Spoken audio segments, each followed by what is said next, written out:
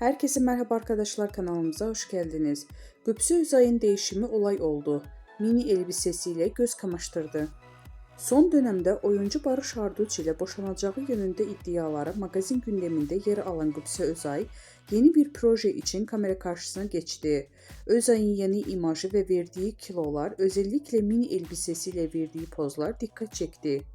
Kerem Bürsin ve Öykü Kariyer ile başrollerini paylaşacağı Plotenik adlı yapımla adından söz ettirecek olan Özkay, özel hayatından dair çıkan dedikodlara nokta koydu. Barış Arduç ile ayrılık iddiaları yönündeki sorulara "ayrılığın yanından bile geçmedik" yanıtını veren oyuncu iddiaları kesin bir dille yalanladı. Yeni projesi için radikal bir imaj değişikliği yapan Gupse Özay lansmanda adeten büyüledi.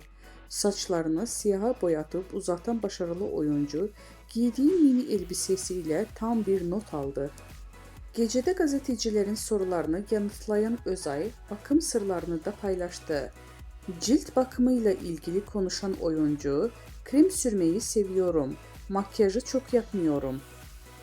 Gupse Özay'ın bu açıklamaları ve yeni imajı hayranlarından tam not aldı.